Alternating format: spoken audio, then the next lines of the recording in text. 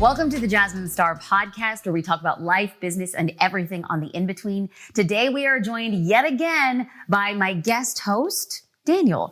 Now, Daniel and I are huge lovers of crypto and NFTs. And right before you turn away, people are like, no, not this. Well, we're having a conversation about a state of the union, what has happened since the last time we spoke, but also we're really diving into all things new that can empower business owners like AI.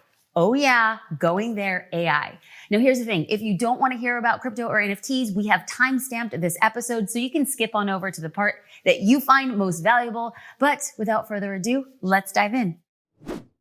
Okay, so the last time we chatted, there's been a lot of stuff that's going on. Like crypto bear market. Yeah, let's give a little update on that. I'm sure everyone's wondering kind of like what has happened, you know?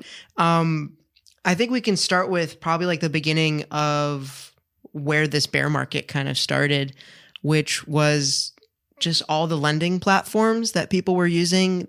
Basically, they were getting like really high interest rates on their crypto. There was a coin called Terra Luna. Yes. Totally crashed. I should probably like interject here because we saw you when it was falling. Right. Like JD and I were in Burbank and it was a little bit later than the work day. And you were at a standing desk and you were guys like, hey guys, like it's kind of dark out there. It's kind of dark. And like what we didn't know then was that it was getting worse. Like what we thought was like, oh, it was just the beginning. It was just like the night walkers. Like no, like that was nothing. Like it was pretty that serious. And so instead of getting into the history of all of it, because some people are like, I care, I don't care. A lot of people had reached out to me and be like, how much money did you lose? And so, you know, I think like we should just be like very honest with it. I'll put that number out there. Dude, will you? I will. Oh my God. I'm not afraid. Say it. I love it. Say it. Okay. So, I had $20,000 in Voyager, which Voyager is now a defunct exchange. They had also the reason why they failed was because they were also taking part in this crypto lending thing. They were using platforms like Terra Luna. They were using other lending platforms like Celsius.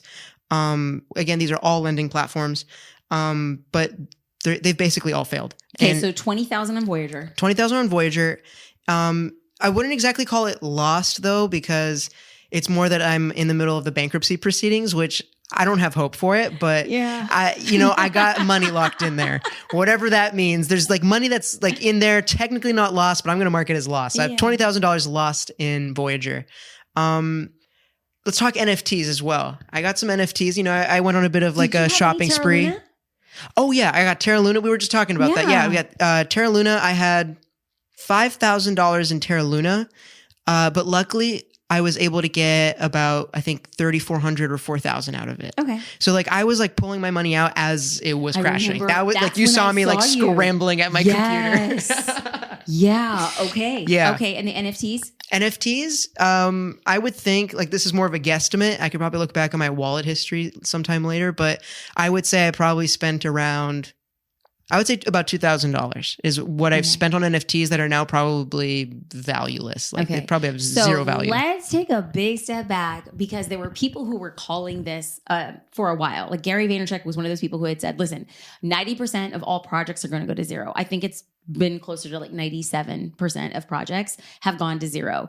And people are like, well, how do you feel about it? Like you were out there talking and buying them. And I'm like, I feel the same as I did back then. I really do. And maybe that sounds naive. I believe in Web3 and like people can have an opinion about it, but I still have the NFTs that I invested in. I'm still creating content for companies like BFF. I'm still on their board. I still believe that it is going to be a renaissance and there's going to have the people who are going to carry it into that. And so I look forward to future conversations because this is not the end all be all. I don't have much to say about it right now. It is a bear market. People are just kind of like holding and seeing, but the conversation that you and I have been having is, hey, if you have the money, and it's tough times for a lot of people, but something to consider. And some people who are totally against this idea, I'm just not one of those people. I'm saying if you have a little bit of money and you are still interested in Web3, Bitcoin, this is not a recommendation. This is just a conversation that Dan and I have been having. It's like Ethereum and Bitcoin, putting a little bit in there and then just walking away and not thinking about it for like 10 years. If you could do that, I think it's cool to diversify what you're investing in if you're in the place of investing. I'd agree with that sentiment. Even I guess that's also the reason why I wanted to illustrate like what I've lost is I've lost that, But that still doesn't really deter me, like, I think, from the long-term vision Absolutely. here. Which is, like, I still believe in the crypto space as an investment vehicle and as a vehicle of change. I could totally see that for the future. And there's a lot of people right now who are listening and they're super skeptical because what was supposed to happen is when America went into a recession, which is we're either in or very much on the precipice of a recession, that they would expect cryptocurrency to soar because it wasn't dependent on a singular government. But that didn't happen. Yeah. And so all estimates, people are like, for all intents and purposes, it didn't work as you guys had expected. Okay, fine. But do I still believe that there is the potential? And for the answer for me is yes, I still believe that. It's just going to look really different than it does now. Yeah. And we're going to see, like, all of this stuff is super cyclical, right? Last time we were talking about this, when we were at peak hype, and I was saying, I do remember saying, like, this is a cyclical process. Like, there is peak hype. I remember back in 2017, which was when I first started getting into it, when Bitcoin had hit $20,000 for the first time. And everyone was like, it's going to pop. The bubble's going to blow. And yeah, it did. Like, Bitcoin did crash, but it went from like 20,000 to, like, if I'm remembering correctly, 10,000. But then it went to $69,000 like 2 or 3 years later. So I think we're in this like 4 to 5 year bubble with crypto where it's just very cyclical. But yeah, going back to the actual, well, not investment advice. No, definitely not that. Not investment advice, but just like what we were talking about on, like, what are we probably doing? I know what I'm doing right now is I'm just stocking up on Bitcoin and Ethereum just because it's like kind of on sale right now. So I'll take it. Advice from your thrifty yet savvy crypto dealer. Okay, so in the past, Daniel and I have had lots of conversations around things that we find interesting. We were bullish on crypto and hey, a few lessons learned along the way. Yeah. But I think that what we do is we kind of look at like, what is going on? How do we have our hand on the pulse? And what we're looking at now are business ideas. And we're like, let's just talk about interesting businesses that we see. Let's talk about the gaps that we see, because what we want to do is like kind of spark interest or ideas on people who could potentially expand a business in a different way or use a different business to empower or expand their current business. So let's break down a few ideas. I want to talk about a little bit of a focus on AI. And we're not making any predictions, but what I want to do is start thinking about ways that you can either create something in the space or use it in your own business. But I want to start the conversation by saying we've seen a lot more bad ideas than good so far. I mean, does that sound savage? No, not at all. Honestly, I think we could even draw some comparisons here to like the crypto space to like what AI is doing today. Oh, good. I like the parallel. Yeah. So like I think we're seeing like the same hype cycle with AI right now, especially with like the dawn of ChatGPT that we're seeing. Like everyone is talking about ChatGPT. It's every basically like the hottest New York club that you can't get into. Yeah. And everyone thinks like I need to be in that club. Oh yeah. Everyone is trying to make a business around it. Yes. Or every business is trying to incorporate it. Yes. Like there's just no one that's not talking about it. Right. But we've seen companies and businesses that say they're using ChatGPT and they're not. Right. Well, we know provably that there are some companies that say they were using it, especially early on. And we were like, well, that's not possible. Like they don't have an API yet. But a lot of people don't actually. So one of the reasons I really love being friends with Daniel is that he's so smart and he's such a sleuth. And our mutual friend, business partner, Jamel, like the two of them are internet sleuths. And so they get down to they get the tea. They're like, they're actually not, oh my God. Oh my God. Okay. AI generated margaritas. Oh my God. This is a new business idea. This is how every podcast should go. Right now. Thank you so much. We have some margaritas brought to you. This is a commercial break brought to you by JD De La Torre. Yes. Incorporated. I'll incorporate that. Okay, cheers. Wow, this podcast is going to get so much better now that we have margaritas. Cheers. Cheers to you. There you go. Oh, come so on. Good. Oh, come on. JD. You see, we need to have more podcasts. Yeah, podcast every single day from now on. That's what I'm saying. No, I'm saying at the time it's recording of this podcast, we're having very interesting ideas, and the interesting ideas are about to get more interesting because tequila fuels some our creativity interest. Juice. Yeah. Yes, one sip. See, it's already happening. It's right. It hit, bro. It hit. Okay, so they are internet sleuths. Going back to this, like companies that are leveraging it. We want to talk about a few ideas that we've seen, a few ideas of why we can get it, of what we think we can do to make it better, and share these ideas with you. So when it comes to AI, some of the things that I have seen that a lot of people are using it for copy. And as you're looking for lead generation for your business, there are companies now where in the past, you would have a lead generation. So you would go in and say, I want to acquire somebody's email address. And in exchange for that, I'll be giving them a PDF, an ebook, a course, something. And so somebody goes to a site, you might be very familiar with it. You type in your email address and then you get something delivered to you. That is lead generation. And so what happens is when you go and you create your lead generation page, people have a hard time saying, oh, what do I put as the headline? Or what do we put as the hook? Or what is the value add? And so people get stumped. And when people get stumped, they stop.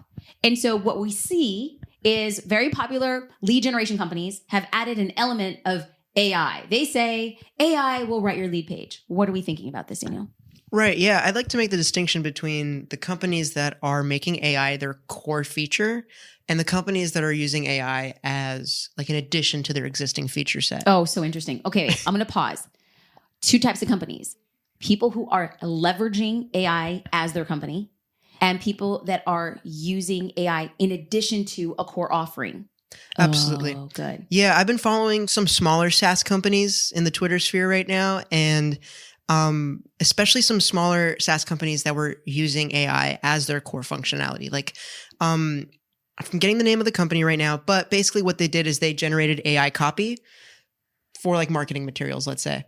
But that was their only feature. And they were a new company that was just using some API. It was like a thin veil over the actual product that they were using, which was great. I mean, good for them. They were able to like market a product successfully. And I think they ended up reaching like quite a bit of users. But as of like this month, the founder like is, first of all, kudos to the founder for like tweeting this, but was tweeting about how like he's losing customers. Right. He's saying like his like MRR was down, and it's probably because ChatGPT is in the middle of opening up their API right now to other companies. And not to mention. So for the non-technical speakers, what this basically means is the more people that have the technology, the less valuable it becomes. So if everybody's having it, well, then what makes your business offering special? Which is the difference of building a business on ChatGPT versus already having a core offering and incorporating elements of ChatGPT. So I did try a company that had AI to help with lead pages. And was it easier than starting from scratch? Maybe. But was it good? I think that's the big question, right? Is it good? And I in my opinion, what I saw, the answer was a hard no. Right. I think we're going to see like definitely different opinions on that one, because for sure I can tell you that the copy that you're going to read, Jasmine, you're going to be like, this is not to my standards. Cause like it's your thing. Because I'm a diva. Yeah. You can say it. Yeah. Well, no, not that you're a diva. It's like, it's your expertise. And then I'm going to read it knowing nothing about this stuff. And I'm going to be like, this is some marketing copy. But here's the thing. Would you trust AI to develop code and then you just be like I would look at it and be like, it's code, but it's not my expertise. Right. I think for somebody who doesn't know what it is that they're producing, I think it's questionable. I think that's where the problem is, right? Is that we're looking at this AI and it's probably good enough for like people that don't know too much about the subject. But then when you look at the experts are like, well, this doesn't really hold up to my standards as to like what a good blank is. Right. And I think that's partly because of the way these models are trained, right? Is they just basically swallow up the whole entire internet and then they spit out the average of what they get. And so if it's spitting out the average, your content will be average. If they're spitting out the average, your lead page copy is going to be average. And so I was hit up a little bit ago by a company that's saying like, hey, we know that you produce long form videos and that's like a pressure point. So why don't you try our AI long form content idea generation? And I was like, oh, tell me more. And so the way that it worked was it asked, what would you like your video to be about? And so I typed in thought leadership. And then what it did is it generated 5 topics, 5 titles. And then when I clicked on the title, it then gave me a script and B-roll. And so B-roll is just basically things that you could film to move things visually. And when I looked at the script, I was like, oh, it's boring. I mean, it was boring. And I thought to myself, technically it delivered on the promise, get a script. But when I looked at the script, I was like, I feel like I would probably spend more time trying to go through and add my own personal touches to actually produce a piece of content that I would put my name behind. And so again, this is the idea of a business built on AI like ChatGPT versus an element of something that somebody is providing. And so can I ask you a question? Yeah. Okay. So I was sitting in a group of business owners and they were talking about like, how do we leverage and scale ChatGPT for people that have already been creating content for a while? And so the way that it was explained to me, and the way that I want to explain it here, but I need you to fact check it loosely, would be the way that we would be able, we as in people who are creating content consistently, leverage ChatGPT to scale would be that you would use your content as the base. And then you would put ChatGPT as like a thin layer on top of it so that we would use ChatGPT to ask things or synthesize, and then it would be searching and slurping our content to produce a new piece of content. Does that work? Like, is that? I think it's definitely got a future in itself there, because at least you get some consistency in your voice, right? Like it's going to look at the way you're phrasing things in your existing copy, and it's going to be able to match your voice. However, I mean, it might play out better than what I'm expecting, but at least what I see there, like maybe the first problem, the first shortfall we could see is that the content it generates might just be too similar to the content you already have. That's my guess. You have to have a lot of content. I mean, a ton of content to create something new that would feel new. Instead of like a repeat. Exactly. It's like, I think that's the biggest problem that we're going to be seeing over the next few years. I think Google is going to be facing this problem when it comes to even indexing blog posts. How do we tell the AI generated content that's derivative from the unique original content that humans are writing? And I don't think anyone has the answer to that just yet. Like it's really difficult to figure out if this is a human that wrote this or an AI, because the AI is really good at mimicking us. Okay. So speaking of which, I discovered a book called What Makes Us Human. I bought it. It is by Ian Thomas, Jasmine Wang, and GPT-3. Yeah. The book was essentially written by GPT-3. Now, before people get skeptical, Daniel might have a differing opinion, and I'm totally okay with it. But I went through the book and I read it, and it's written almost like little tiny segments. It's tiny questions. It almost looks like some like our poems or haikus, and it's asking questions, but its restraints of the book are pulled from like contextual things from like Confucius, and other historical figures. How all of them as a conglomerate might answer these questions. I thought the book was fascinating. I thought it was a very simple read, and I was just so interested that this was generated from GPT-3. Okay, so on that note, if Dan and I are chatting and I'm like, how does this podcast become valuable to people? Like, fine, we might have critiques. It's too early for us to have like definitively what businesses are going to excel. But one thing that Daniel and I talk about and that we agree are constraints. If you know how to put constraints on ChatGPT-3, things change. Can you explain a little bit more about that? Yeah, you almost become like an artist of the AI when you start putting constraints on what you're working with.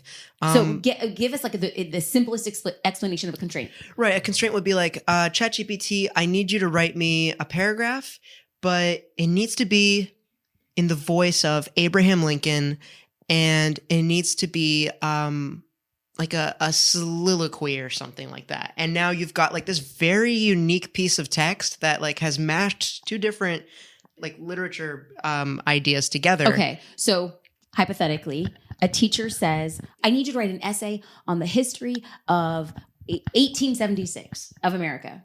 And that's the question that you could put into ChatGPT. But the constraint becomes written in the voice of Abraham Lincoln. The constraint becomes written as a soliloquy. The constraint becomes 2 paragraphs. So when we talk about constraints, that's how we start differentiating the content versus asking it a blanket question. There's that, and then there's even just the cherry picking. I think what we might be seeing over the next few years as well is like a shifting in our role of content creation, which is maybe you're using these AI chatbots to generate this content, but then you still have to come in as the human and say like, this is the paragraph I want. This like write more like this. Okay, can you extend this paragraph? Like I would like to look at it as kind of like we're kind of like mechanics or something, and we're just like tweaking the car a little bit as it's going. We're tweaking the car while it's driving. Okay, I think that if I saw this now and I didn't have a business, I would 100% start training to be the mechanic.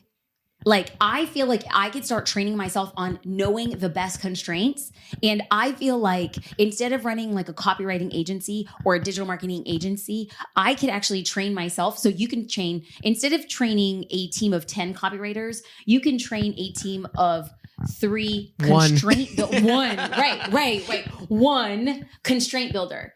Give me the framework for the constraints and I can take on, I don't even know, 10, 100 times the amount of clients in the same or less amount of time, as long as I know the constraints. And the constraints are going to be a new way of thinking. If I needed to start a business, I would be like, hells yeah, right here all day, every day. Okay. But what do you think?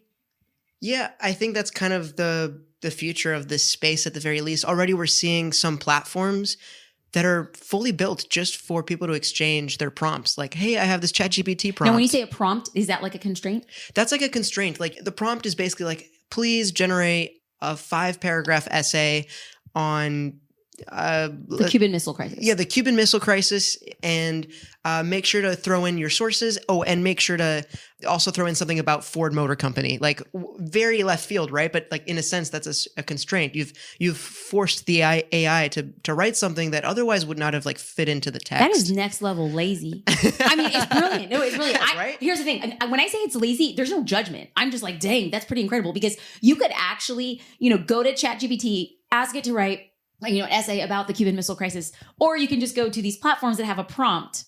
I mean, like you just took it like next level. Like, it's like you don't even want to like think about your constraints anymore. So you go somewhere else and you're like, oh, that's actually really interesting. I could use that business prompt. idea number 2. That's a business. So there's platforms, and it's kind of like an eBay for prompts. It's like an eBay for prompts. I've even seen, so we have one for ChatGPT. I've seen one for DALLE-E, which is like the image version of ChatGPT. And those ones are really interesting just because it's so visual. Like I can just scroll through the website and be like, wow, this is so cool. They generated this image. I really wonder what they provided to DALLE-E to get that spit out from it.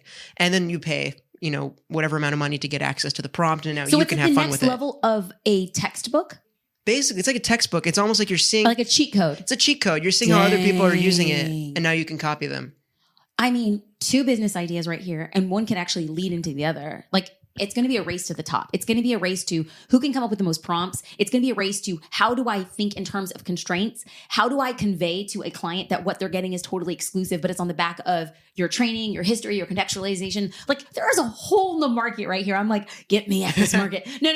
But I would definitely think if you are looking for business ideas, to dive deep in this space, because it's so new and it is such a fast track to becoming a leader as long as you do the early lifting work. And I think it's a new version of like selling camera presets or like editing presets for photography. Like, like now you're seeing people doing that for DALLE-E. It's like, it's almost like a preset, the prompt. Like you're saying, okay, this is where you can start from. And now you can modify this prompt as you wish to fit your needs.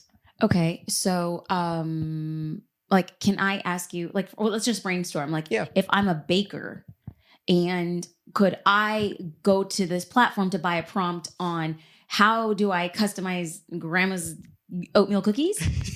Or like help me work through that, because people were like, that sounds great, but what about my business? Like, how could I start selling prompts for what it is that I do? Like, let's brainstorm. It's a lot easier to definitely think of it from... We got to bring the mic up, Daniel. Oh yeah, absolutely. Here's one thing y'all don't even know about Daniel. Oh, number 1, I'm wearing leather pants with pleats in the front, and I'm looking at this camera and I'm like, girl, it's just a look. It's just a look. I'm just very proud of this. It's just a very proud of look. But it's actually not a full outfit because it's just all black. I think you could just wear all black and still be kind of sort of fashionable. It looks cool. Okay, but right now, Daniel is... I'm the opposite of black today. He's the whole there are complete no dark colors. LA... He's the LA boy right now. Bleached hair. Watch. Right now, he acts like it's not a big deal, but he's so on the cusp of being so cool. He just doesn't even know it. Like, I'm seeing all the LA boys, all the early trendsetters bleaching their hair. I mean, you got to get on the train. You got to get on the train. I got to get on the train. So when we think about contextualizing this, like, where does that go? Yeah. So I think it's a lot easier to, just because DALLE-E is visual, it's easier to come up with examples for it. But like, for example, for this baker, right? Mm-hmm. Maybe they need some marketing images. Like, I'm going to send out a pamphlet to everyone in the neighborhood. You know what? Actually, I'll make this more personal. Hold on. He's going to make it personal. And I already know. See, this is where sometimes Daniel and I share a brain. The smart side of his brain is never shared with me because I can't understand the capacity in which he functions, because he's like a walking computer. He's freaking brilliant. But then there's sometimes we're getting to the business stuff. We're right on the same page. And we're right on the same page. So Daniel's family, shout out to Ballers and Brews. If you are ever in Burbank, y'all need to get some donuts and coffee. And here's the thing. I am a coffee snob. I am such a snob. I almost hate myself for it, but there's no shame in my game. When Daniel comes, I say, Daniel, you cannot come into my house if you do not bring me cold brew from Ballers and Brew. Like, it's just, I'm sorry, I will turn you away.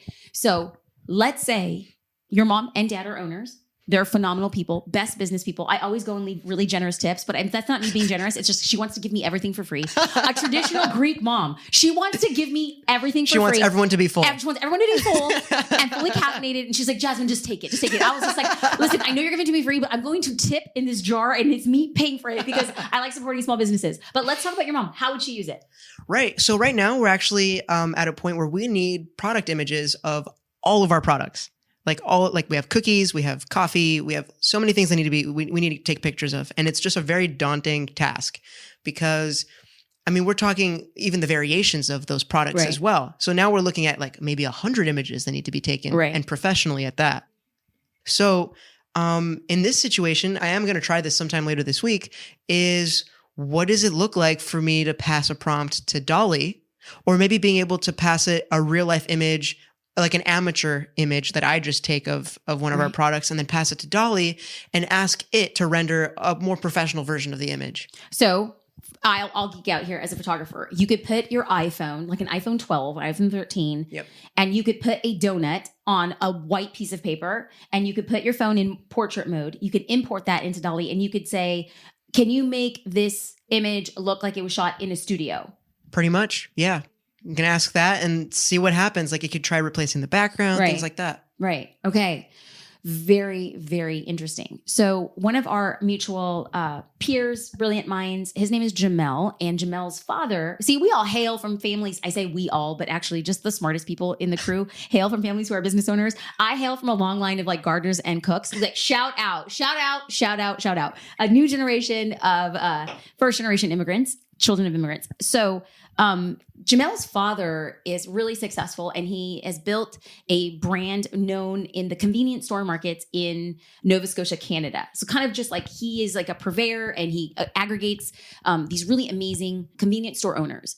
And sometimes you have to have difficult conversations. And Jamel had expressed to us that his father wanted to have a conversation, just couldn't find the right words. So he used ChatGPT. Why do I always say it wrong?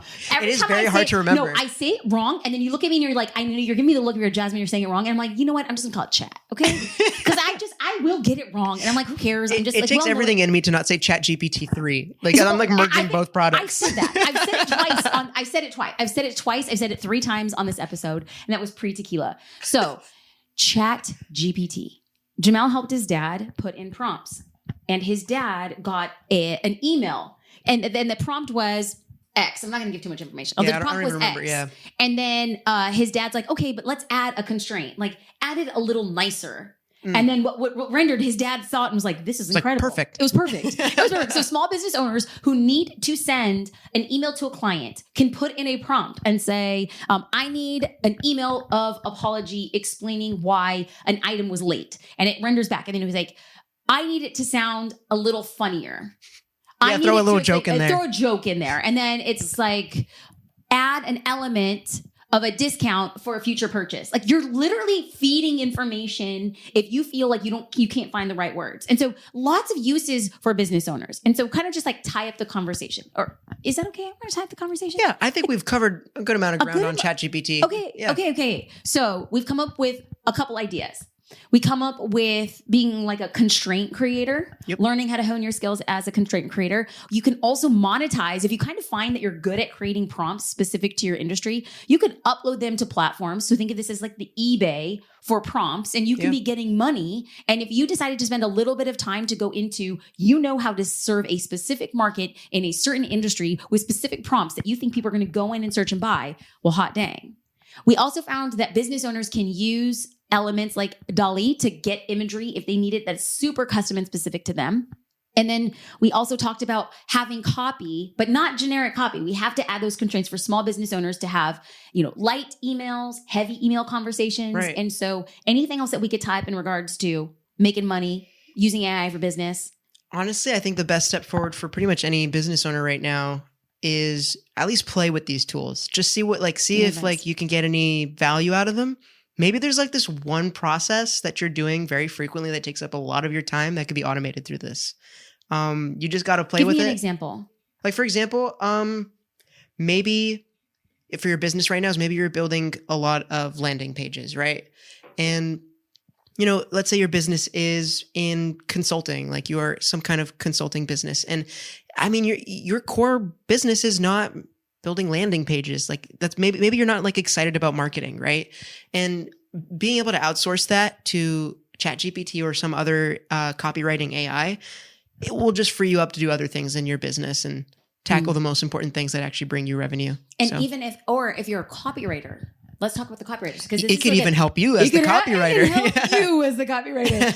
It's like, so I want us to start having these conversations because I think Daniel and even in the future, hopefully Jamel and even JD is going to come in on the podcast, not just serving really overly strong margaritas. Are you feeling it?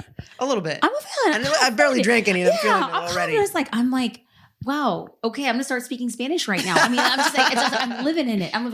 And for those of you who are not watching the video, this watermelon, it is organic, fresh squeezed watermelon juice. And it looks beautiful. On the side, there is a side rim of tajín. If you're not familiar with tajín, it is a Southern California. I mean, it's actually from Mexico, but Southern California and Texas, we roll deep. And so think of it as like a little spicy, a little sweet. And instead of doing a salted rim, you do a tajín rim. I mean, let's go. Okay. We actually look forward to having more conversations around. I know. I am. Jason's laughing at me. He's like, okay, girl, get off the mic. It's past that point. It is definitely past that point. But we want to have these conversations to stimulate new ideas. We want to start thinking about what is happening in the future. We want you to have a front row seat to what those things are, to help you think in different ways and not to be afraid, but to embrace. And so Daniel had said, try it. Like absolutely try it. Just try it. So somebody right now is like, okay, I'm ready to try DALLE-E. Where do they go? So yeah, literally just go to Google and type in DALLE-E OpenAI. Okay, but I wasn't going to say this. I'm going to blame it on the tequila. The first time that I heard people talking about DALLE-E, this was like early last year, I typed in DOLLY. Okay, so I'm just going to say I did it wrong. DALLE-E. Okay, exactly. Like Dolly Parton. I mean, obviously, like that's the most famous DALLE-E that there ever is. That's true. So how does somebody not repeat my mistake? Yeah, so you're going to want to actually type in DALLE. Who the heck would spell it like that? It's like, leave it to all the smart kids to leave it like that. I mean, we'll just pretend it's Dolly after Dolly Parton, but it's DALLE. Yeah, it's DALLE, like closer to like Salvador Dali, and they added the like E at the end. No, DALLE's DALI. Right, and the E at the end is like electronic. Oh, that's the way I see it. See, maybe they did something else there. It's like these smart snobs. These smart snobs. They'll just get it every time. Anyway, regardless of how you get there, try it. It is not intimidating. It is best to dig in. And I've always said that you will learn more by doing than ever learning more on how to learn more. So get in, dive in. I look forward to future conversations with Daniel. If you guys have ideas around other businesses that you want us to dissect and get into, like always just an Instagram DM away. You can find me at Jasmine Star. And Daniel, how do people hit you up on Instagram? Yeah, you guys can hit me up at Electric Realm on Twitter or Daniel DiVenere on Instagram. He's so Electric Realm. See, if that's not truly LA, I don't know what it is. I really like, he's just too cool for me. I'm just happy that he's my friend. Like always, if you like the Jasmine Star Show, like, subscribe, leave a comment. We're here to support you. Bye, y'all.